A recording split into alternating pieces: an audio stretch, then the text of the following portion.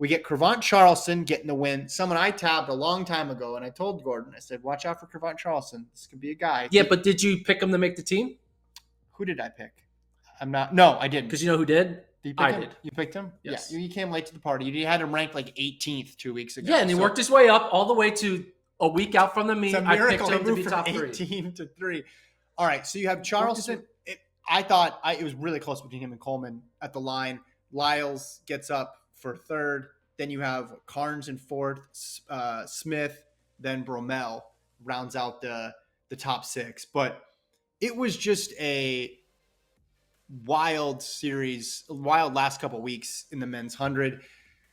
Fred Curley, I think, is a big winner tonight. He's probably sitting there. I said the gap between him and everybody else is pretty big, not just in the U.S., but in the world. But he remains the big favorite. But, man, credit to Cravont Charleston. Oh, man. U.S. champion. Tracksmith athlete. U.S. champion, Cravont Charleston. That's incredible.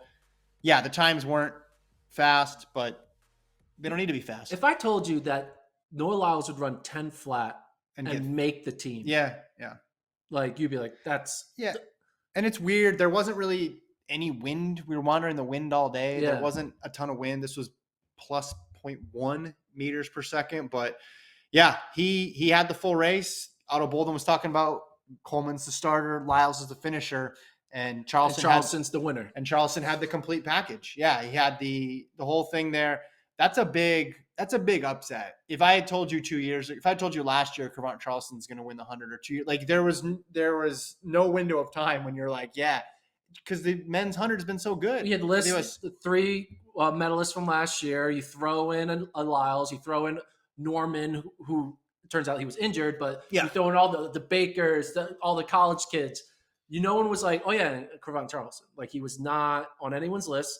He wasn't on my list, but then he got on my list and then worked his way up. You got mad that he didn't go work his way up faster. Yeah, he should have been higher, but that's okay. Now he's at the top. Now he's number 2. Now he's number 2 U.S. 100-meter sprinter going into tomorrow. Here's the thing, though. If you're looking at this at U.S. versus Jamaica, it's not like the Jamaican times tonight were out of this world. And again, in 2 months, I don't think we're going to be comparing national championship times to each other. We're going to be looking at diamond leagues. Well, we are. We're not in a time era. We're in a diamond league era. No, you're not going to be in a time at the national championship era because they're going to run faster than this, and then you're going to move on. So I don't know, man. It's like you can freak out about the times and panic about the times. It just sometimes there's just weird races that are random. I'm abnormally slow. I'm thinking of the men's 400 last year at World Championships that was slow on the same night that Sydney ran really fast and Shawnee Miller-Weibo ran really fast. The men's quarter was not that quick. I don't think it's crazy surprising. Lyle's getting in though, keeping the double alive. I mean, how many people now that he's eliminated all the U.S. competitors except the 3 guys on the team with him. So he's narrowed the pool of people who can beat him down. Obviously, internationally, though, it's tougher this year than it's been in the past. And I will say this. I know we're going to be talking about this multiple times going into Worlds and during Worlds. But on the U.S. men's side, the 4x1 seems pretty obvious.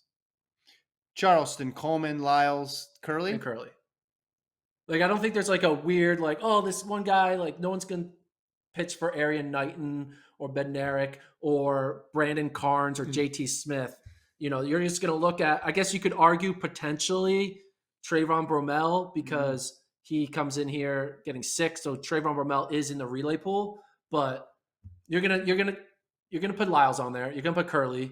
Coleman is going to be on there because it's Coleman. And then Charleston's the U.S. champ. You're not going to be like U.S. champ. You're our 5th guy. Yeah. So I think it's going to be pretty obvious that that's going to be the men's 4x1, which would be helpful because if you know the 4, they can practice together. Yeah, practice is important. Yeah. We want to see practicing this year. All right, Charleston now. Also, props to JT Smith, the only collegiate athlete to make the final. There are a lot of really fast collegians on the start list. He gets it done for Texas A&M Commerce.